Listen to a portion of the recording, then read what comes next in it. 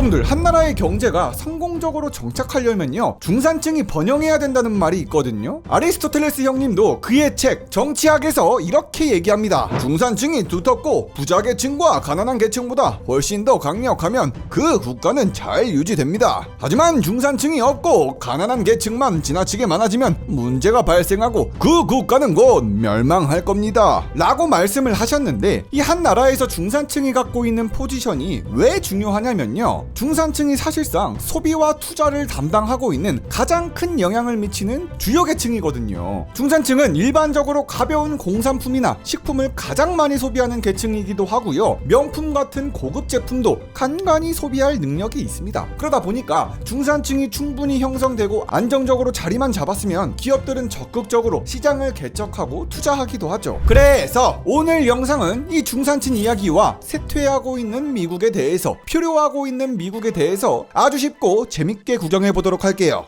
자, 배가 항해를 할 때 안정성을 유지하기 위해선요, 큰 배든 작은 배든 그 배 안에는 무게중심을 잡아주는 추라고 해서 밸러스트라는 게 안에 있거든요. 이 밸러스트가 충분히 강하고 안정적이어야 배가 안전하게 항해를 할 수 있는 것처럼요, 마찬가지로 경제 구조도 중산층을 토대로 안정성을 유지할 수 있어요. 중산층이란 게 단어 그대로 중간 정도의, 평균 정도의 재산을 가진 계층이잖아요. 중산층이란 부자를 의미하는 게 아니고 생계를 유지하기에 충분한 재정 상황이 되고 다음 세대의 성공에 투자를 제공하면서도 약간의 여유가 있는 가족을 의미합니다. OECD가 정의하고 있는 중산층의 개념은요, 중위소득 75%부터 200%까지를 중산층으로 보고 있습니다. 우리 대한민국으로 기준을 잡아보면요, 2023년 기준 중위소득이 가구당 월 540만원이니까 75%부터 200%까지면 월 405만원에서부터 1080만원까지가 이 가구들이 바로 중산층이라는 겁니다. 이런 중산층이 두터우면 두터울수록요, 사회는 정치사회학적으로도 특히 경제학적으로 아주 큰 도움이 되거든요. 중산층은 경제의 허리로서 안정성을 든든하게 지켜준다 아닙니까? 세상이 너무 꽉 막혀 있으면 중산층은 진보에 서기도 하고, 또 세상이 너무 빠르게 변한다 싶을 때는 중산층은 보수 진영에 섭니다. 사회적으로 중산층은 완충 역할을 해온 것이지요. 오프닝 때 잠깐 말씀드렸지만은, 강력한 중산층은 기업들한테는 돈을 벌 수 있는 기회를, 소비자들한테는 다양한 소비의 기회와 폭넓어지는 고용시장을 가져다 줍니다.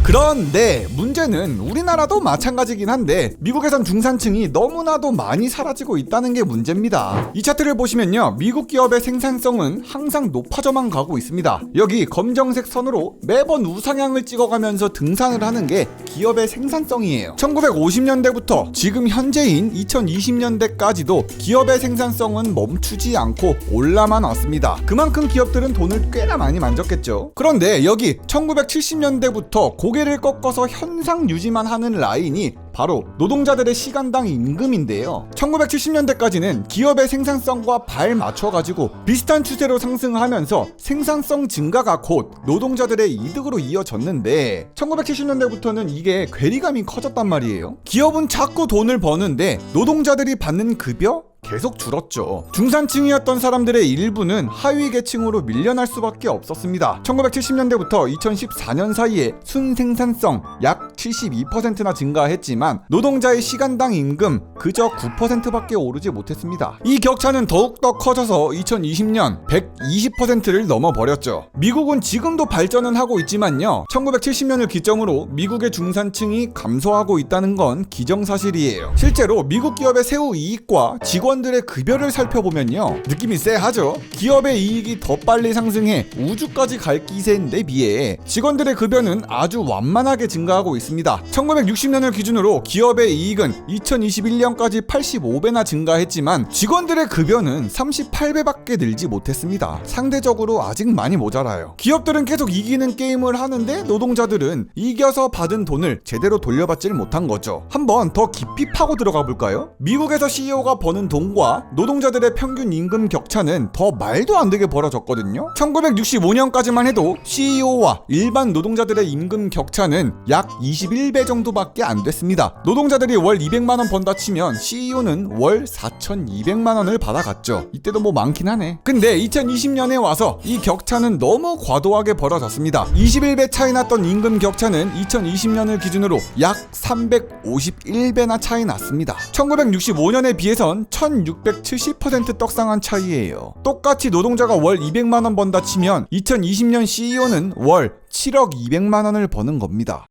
자, 그리고요, 노동자들이 생산성 대비해서 정체된 임금을 받는 것도 킹받아 죽겠는데, 다음으로 보실 차트에선요, 노동자들 사이에서 임금 격차도 너무 심하게 난다는 거예요. 이 차트는 미국의 소득 수준별 임금 상승률인데요, 미국 내 상위 1% 임금 노동자의 급여와 나머지 하위 99%의 임금 노동자의 급여 수준이 과도하게 차이가 납니다. 엘리트 집단이 달려나가는 동안 나머지는 바닥에 기었죠. 하위 99%의 임금 상승률 10%밖에 안 되는데, 상위 1%의 임금 상승률은 최대 119%까지 상승하면서 중산층은 계속해서 무너져만 갔죠. 이건요, 부모 세대에서 누렸던 상위 계층으로 이동할 수 있는 기회를 자녀 세대가 누릴 수 없는 결과를 낳았습니다. 미국 역사상 처음으로 청년층이 부모 세대보다도 경제적으로 더 나아지지도 않은 게요, 부모보다 그 아래 세대가 더 많이 버는 경우가 드물어지고만 있습니다. 1950년까지만 해도 부모보다 자식이 더 잘 살 확률이 70%가 됐지만, 이 비율이 1980년엔 50% 이하로 떨어지기 시작했습니다. 중산층을 대표하던 심슨? 허나 그 자식들이 이를 비꼬기도 했잖아요. 미국의 중산층이라는 사람들은 매번 패배하는 싸움만 했습니다. 경제적 불평등이 계속 이어지는 이유는 노동자들이 금융자산을 가질 여유조차 없었기 때문이기도 한데요, 이 사람들이 달리는 열차에 탑승해 올라타야 되는데 임금은 그대로고 자산에 투자할 돈이 없었습니다. 현금을 갖고 있는 것과 달리 주식을 갖고 있는 건요, 미국에서는 가장 빨리 부자가 되는 길이라고 하거든요. 이 차트를 보시면 상위 10%의 미국인이 미국 가계 소유 주식의 89%를 보유하고 있고, 하위 90%의 사람들이 나머지 11%의 주식을 나눠 갖고 있습니다. 이러다 보니까 미국의 부는 자꾸 잘 사는 놈들을 더 잘 살게, 못 사는 놈들은 더 못 살게 서로가 서로를 밀어내고 있는 꼴이고요, 중심에서 잘 버텨주던 중산층은 그 밸런스가 무너져 한쪽으로 치우치게 됐습니다. 상위 10%와 나머지 90%, 이들의 부와 소득 격차는 1930년에서 35년 이후 최대치로 확대가 됐죠. 자, 여기까지 해서 오늘 영상은요, 도서 표류하는 세계를 참고해서 좀 만들어 봤는데요, 이 책은 순전히 미국의 경제가 쇠퇴하고 있다, 이런 얘기만 엄청나게 하는 책이거든요. 이 책은요, 미국이라는 거대한 배에 벨러스트가 고장이 났고 이 배가 지금 바다 한가운데서 표류 중이라고 묘사를 하거든요. 그래서 제목이 표류하는 세계예요. 저자가 말하는 미국이 망가지기 시작했다는 1970년대부터 미국의 방향이 얼마나 안 좋은 쪽으로 흘러왔는지 이 부분을 아주 깊게 파고들었더라고요.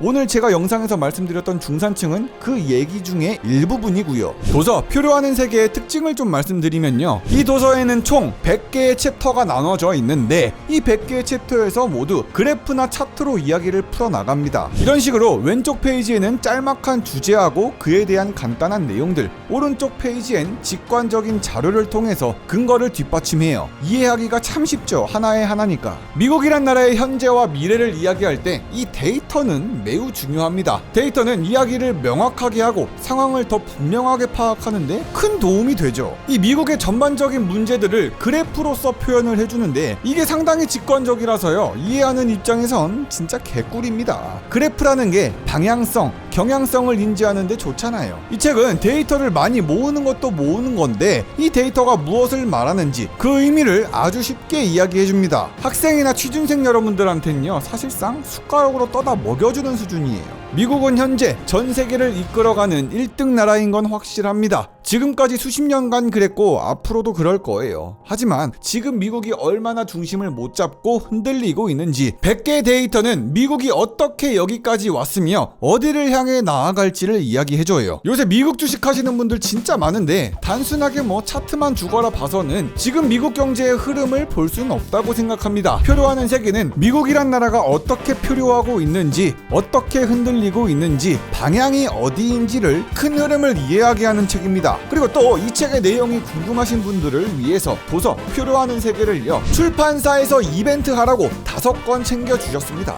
이벤트에 관련된 내용은 설명글하고 댓글에 남겨놓을 테니까 많은 참여 부탁드리겠습니다.